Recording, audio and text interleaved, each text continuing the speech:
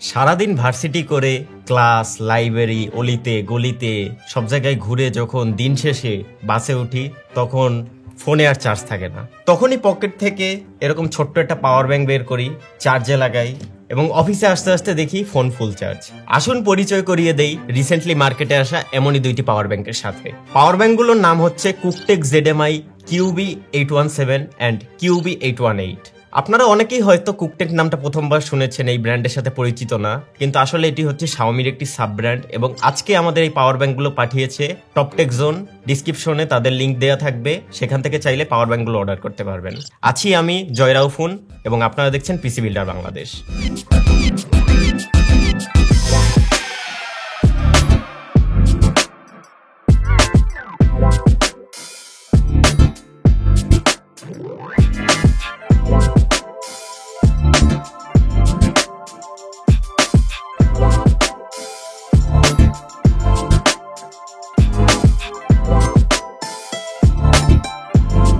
চলেন শুরুতেই আসি আনবক্সিং এ। অত্যন্ত ছোট্ট মিনিমাল দুইটা বক্সের সামনে জাস্ট হচ্ছে আপনার পাওয়ার ব্যাংকের একটা লোগো আছে এবং পাওয়ার্ড বাই কুকটেক, দ্যাটস ইট। এবং যে কালারের আপনার পাওয়ার ব্যাংক বক্সটাও সেই একই কালারের। এবং পিছনে আছে চাইনিজ লেখা বহুত স্পেসিফিকেশন, এবং স্পেসিফিকেশন পড়তে যাইয়ে আমাকে গুগল লেন্স ইউজ করতে হয়েছে যেহেতু আমি চাইনিজ জানি না। এই তো গেল বাইরের ইন্সপেকশন। ভিতরে থাকছে পাওয়ার ব্যাংকটি এবং একটি type A to type C cable, that's it. এখানে কেবলটি দেওয়া হচ্ছে একটি চ্যাপ্টা কেবল, অর্থাৎ টুইস্ট হওয়ার কোনো চান্স নাই।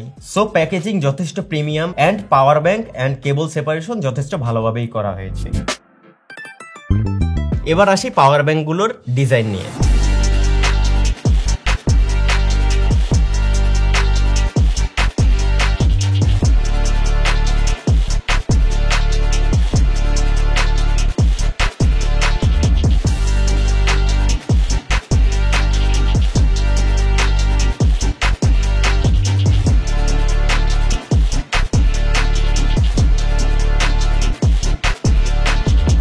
যথেষ্ট ছোট্ট এবং মিনিমাল পাওয়ার ব্যাংকগুলো পকেটে খুব সহজেই এঁটে যাবে এবং হাতের মধ্যে অত্যন্ত ইজিলি ফিট হয়। এখানে QB817 একটু বক্সি শেপে আসে এবং উপরে একটা টেক্সচার আছে এবং এখানে একটা ZMI লোগো।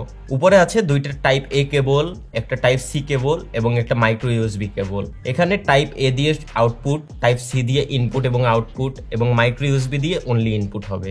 এবং আছে একটি বাটনটি প্রেস করলে একটি 4 জোন LED ইন্ডিকেটর জ্বলবে, যেটা দিয়ে আপনি আপনার চার্জিং বুঝবেন। এবার আসি QB818 নিয়ে।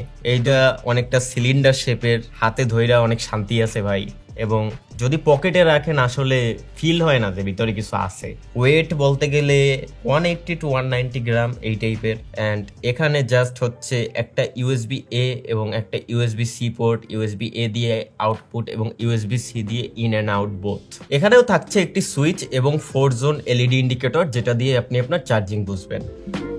পোর্টসগুলোর কথা তো ডিজাইনেই মেনশন করা হয়েছে। এবার যদি আসি স্পেসিফিকেশনে, ইনপুটের কথা যদি বলি, টাইপ C দিয়ে যদি চার্জ দেন সেক্ষেত্রে আপনি 22.5 ওয়াটেই চার্জ দিতে পারবেন, কিন্তু যদি সেখানে মাইক্রো USB দিয়ে চার্জ দেন সেক্ষেত্রে চার্জ হবে মাত্র 18 ওয়াটে। তাছাড়া আউটপুটে যদি চার্জিং এ একের বেশি ডিভাইস অর্থাৎ দুইটি ডিভাইস ইউজ করেন সেক্ষেত্রে আপনার চার্জিং স্পিড আউটপুটটি দুই ভাগে স্প্লিট হয়ে যাবে।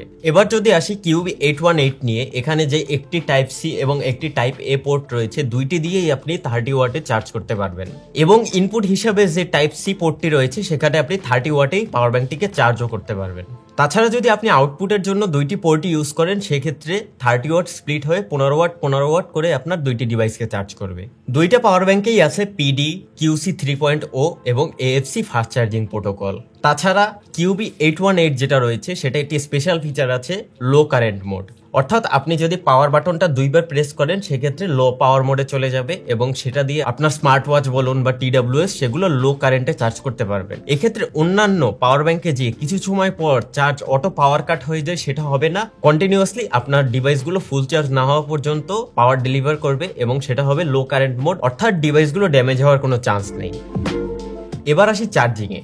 এই QB818 দিয়ে আমার S21 Ultra ফোনটি চার্জ দিয়েছিলাম এবং সেটা 33 মিনিটে 50% চার্জ করতে পেরেছে এবং ফুল চার্জ হতে টাইম লেগেছিল প্রায় 1 ঘন্টা 13 মিনিট। এখানে বলে রাখা ভালো যে যদিও পাওয়ার ব্যাংক গুলো 30 ওয়াট আউটপুটই দিয়েছিল, কিন্তু আমার S21 Ultra কনজিউম করছিল কেবল 25 ওয়াট, যেহেতু তার ম্যাক্স চার্জিং লিমিট 25 ওয়াট। এছাড়া পাওয়ার ব্যাংক গুলোর সাথে PD কেবল দিয়ে আইফোন চার্জ করে দেখেছিলাম, যেখানে যথেষ্ট ফাস্ট চার্জ হয়েছিল। এছাড়া QB817 যেটা কিনা 22.5 ওয়াটের আউটপুট দেয়, সেটা দিয়ে আমরা আমাদের স্টুডিও রিয়েলমি ফোন এবং আমার স্যামসাং ফোনটি চার্জ দিয়ে দেখেছিলাম। রিয়েলমি ফোনে এটা ফাস্ট চার্জ হচ্ছিল, কিন্তু আমার যে স্যামসাং ফোনটি রয়েছে সেটা সুপার ফাস্ট চার্জ না হলেও ফাস্ট চার্জিং দেখাচ্ছিল। যেহেতু স্যামসাং 25 ওয়াট আউটপুট পেলে তখনই সুপার ফাস্ট চার্জিংটা দেখায়। আউটপুট বাদ দিয়ে যদি ইনপুটের কথা বলি, সেক্ষেত্রে QB818 এবং QB817 দুইটাকেই আমি আমার 25 ওয়াটের চার্জার দিয়ে চার্জ দিয়েছিলাম এবং QB818 যেটা সেটি চার্জ হয়েছিল 2 ঘন্টা 20 মিনিটে এবং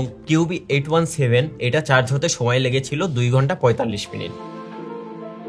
এবার যদি আসি পাওয়ার ব্যাংক গুলোর রেটেড ক্যাপাসিটি নিয়ে, সেক্ষেত্রে QB817 এটার রেটেড ক্যাপাসিটি হচ্ছে 5500 mAh এবং QB818 এটার রেটেড ক্যাপাসিটি হচ্ছে 5600 mAh। পাওয়ার ব্যাংক দিয়ে আমি আমার S21 Ultra ফোনটিকে 1.5 বারের মতো চার্জ করতে পেরেছি এবং কিছুটা জুস তখনও বাকি ছিল এবং সেটা দিয়ে আমি আমার ইয়ারবাডসটিকেও একবার ফুল চার্জ করতে পেরেছি। পাওয়ার ব্যাংক গুলো চার্জে দেওয়ার সময় এগুলো তেমন একটা গরম হয়নি এবং এগুলো দিয়ে ফোন চার্জ দেওয়ার সময় অত্যন্ত স্টেবল একটা স্পিড ছিল, কোনো প্রকার ড্রপ লক্ষ্য করিনি। তাছাড়া QB818 এর যে লো পাওয়ার মোডটি রয়েছে সেটি দিয়ে যখন TWS চার্জ করছিলাম সেটিও কনস্ট্যান্টলি ফুল চার্জ করতে পেরেছে। 10,000 mAh এর এই পাওয়ার ব্যাংক গুলোতে রয়েছে lithium polymer battery along with 12 layer of protection system.